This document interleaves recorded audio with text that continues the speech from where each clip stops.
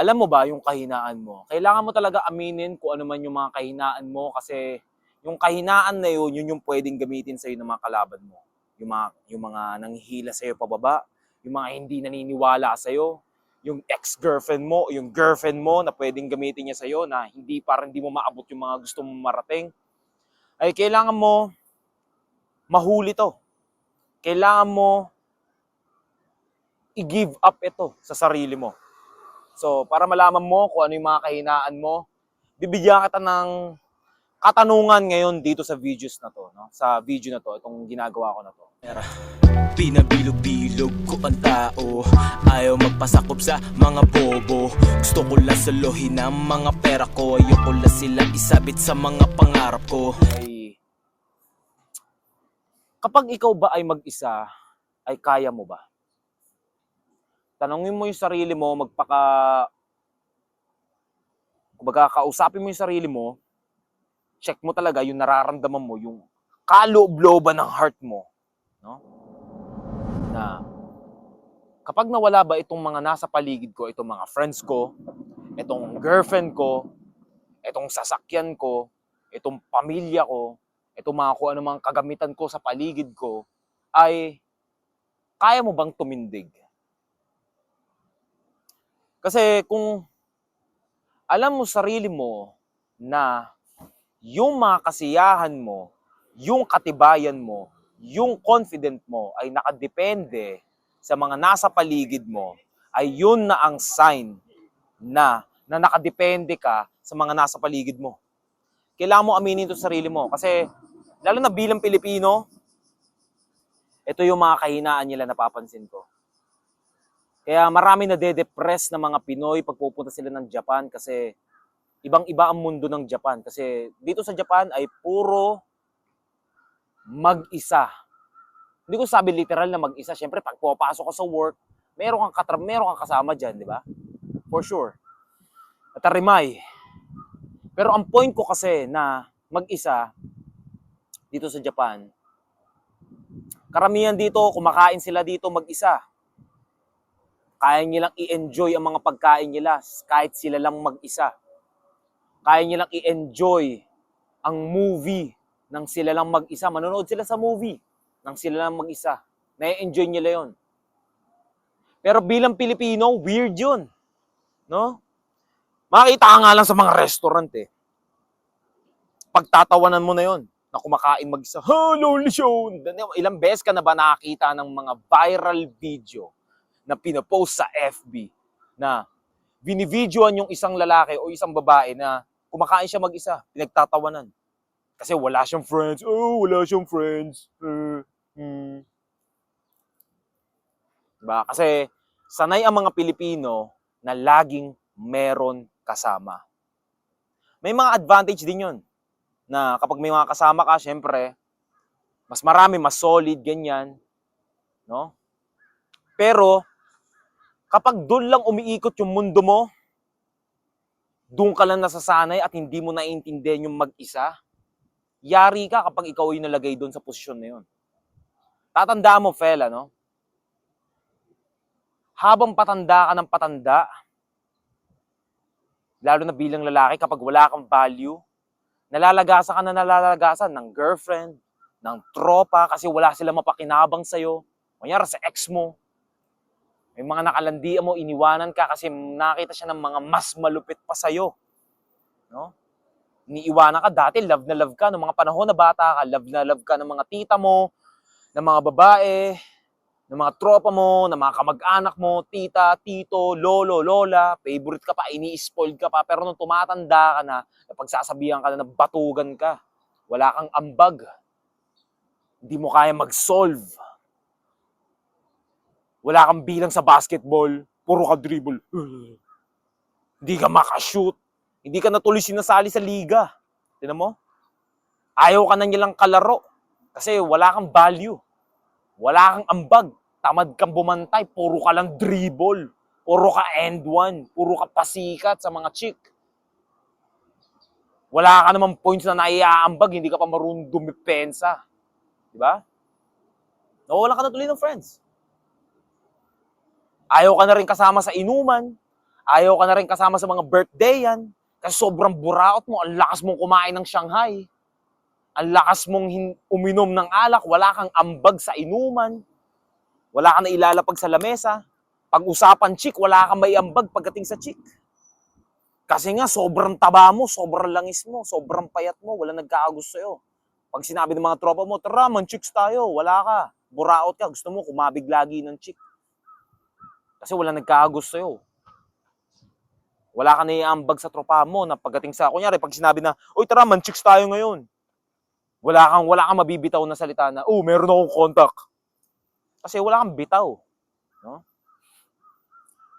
So, nare-realize mo na to na habang tumatanda ka, palagas ng palagas yung mga nasa paligid mo. At doon ka na natatakot na tiyatry mo magpakasip-sip sa mga friends mo. Tiyatry mo silang pakisamahan, ganito, ganyan. Kasi takot ka mag-isa. Takot kang alam mo yun?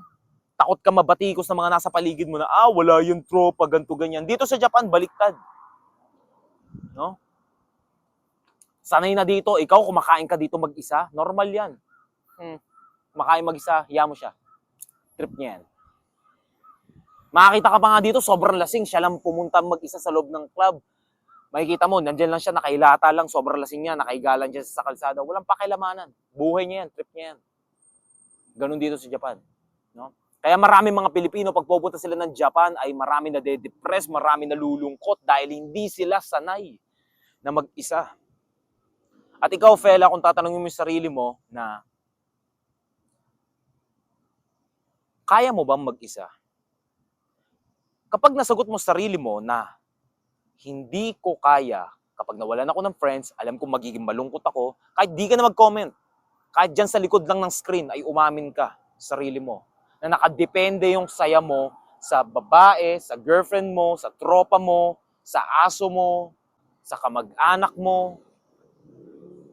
Aminin mo sarili mo. At kapag nakita mo na yung spot na yon na takot ka palang mag-isa, ay lusubin mo, aralin mo na maging mag-isa. Kasi sa totoo lang mga fella, marami kang maa-unlock na pagdating sa mga confident, may ma-unlock ka na kahit iwanan ka ng babae mo o mga tropa mo, kapag alam mo yung mga maganda mong intensyon, kahit sobrang linis ng intensyon mo kapag iniwanan ka nila, hindi ka mababasag dahil kaya mong mag-isa. No? Alam nila na kapag ikaw yung tipong hindi mo kaya mag-isa, nakadepende lagi yung saya mo sa iba. Alam nila na kapag iniwanan ka nila, wala kang magagawa. Gugunaw ang mundo mo. Pag nawalan ka ng pera, gugunaw ang mundo mo. Pag nawalan ka ng friends, gugunaw ang mundo mo. Pag nawalan ka ng kamag-anak, gugunaw ang mundo mo. No? Tatandaan yung mga fella, darating ang time na may mga mamamatay din sa mga kamag-anak mo, mga friends mo, mga aso mo, yung girlfriend mo. No? Dapat maging ready ka doon. Hindi ko sasabi na dapat kang maging lone wolf o mag-isa ka lang sa buhay mo. Ang point ko, kailangan mo masilip yung mundo na yon. Dahil kailangan mo maging komportable sa sarili mong balat na kung sino ka. Kaya mo mag-trip kahit wala kang friends. Isipin mo kung ikaw yung tipong tao na kaya mo mag-trip kahit wala kang tropa, wala kang girlfriend, ganito ganyan, napapasaya mo yung sarili mo, ano na lang kapag nagkaroon ka ng girlfriend at friends? Or may nagkaroon ka ng aso? Sobrang appreciated mo yun. Kumbaga, umaapaw na sa saya yun. Toppings na sila. Kumbaga, yung baso mo, punong-puno na. Punong-puno na ng saya. Tapos dumagdag pa tong girlfriend, friends, itong mga kamag-anak mo, itong mga katrabaho mo, nilalove ka nila, itong mga boss mo, nilalove ka nila. Extra toppings na lang yun. Masaya ka na, sumasaya ka palalo.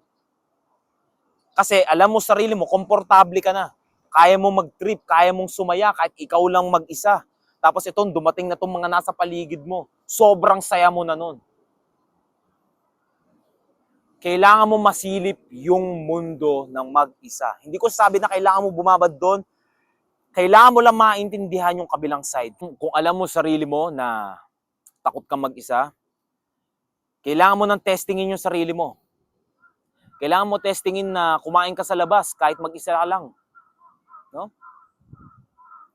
Try mong kumain. Pagdating sa mga restaurant, try mong kumain mag-isa, tapos huwag mong tipirin yung sarili mo. Try mong i-enjoy talaga. Dati kapag kasama mo yung girlfriend mo, todo effort ka, gusto mo one piece chicken, ako mag-Shanghai lang ako, ikaw one piece chicken. Hindi. Pag ikaw kumain ka mag-isa, try mo talagang i-appreciate hanggang dessert, lagyan mo. Hanggang sabaw, lagyan mo. No? Hindi mo titipirin yung sarili mo kasi alam mo sarili mo na mas nakakatipid ka na kasi ikaw na lang mag-isa. Wala ka nang pinapasiklabang iba. Hindi na nakadepende yung kasiyahan mo sa iba. Diba? Kapag kaya mo nang kumain mag-isa sa loob ng restaurant, hindi ka na naiilang, no? Hindi ka na natatakot sa mga talk shit ng ibang tao. Ibang level na 'yon, mabubuo sa'yo ng confident nun. Kaya pansin mo yung mga Pilipino na pumunta ng Japan or sa mga ibang bansa, no? Nasanay silang mag-isa. Tignan mo kung gaano nakatibay yung mga mindset nila pag bumalik sila ulit ng Pilipinas. Mas wise na sila mag-isip. Mas nagiging masayahin na silang tao. Mas na-appreciate nila ang Pilipinas. Kasi nasilip nila yung mundong mapag-isa. Yung hindi pa nila nasisilip na mundo na kahit kailan. Kasi sa Pilipinas, laging nakadepende yung kasiyahan nila sa iba. Itong video na to, kahit hindi ka pumunta ng Japan, kahit hindi ka pumunta ng ibang bansa, ang gusto ko lang iparating na dito sa mundo na to, dito sa mundo ng Japan, ay natututunan namin na mag-isa at yun din ang gusto kong ituro sa inyo sa lahat ng mga fellas na kailangan ninyo matutunan mag-isa. Hindi ko sabi na habang buhay ay mag-isa ka, kailangan mo lang masilip para maging komportable ka sa mga balat mo at hindi ka nakadepende sa iba. Kaya kahit mawalan ka ng girlfriend, nawalan ka ng friend, inisnake ka ng ex mo, inisnake ka ng kamag-anak mo, fine. Buo pa rin ako. Hindi ako nakadepende sa inyo. Masaya ako kahit wala kayo. Yes, salamat, nandito kayo. No? Na-appreciate ko. Masaya ako, nandito tayo, magkakasama tayo, pero kahit wala kayo, fine. Okay lang ako. Kailangan mo masilip yung mundo na yon. Try mo na mag-isa, try mong mag-gym mag-isa, try mong kumain mag-isa, try mong mag-movie mag-isa, try mong mag-shopping mag-isa, try mong mag-trip mag-isa. Literal, try mo, mag-nature ka mag-isa kung yun ang trip mo. Basta masilip mo lang yung mundong mag-isa.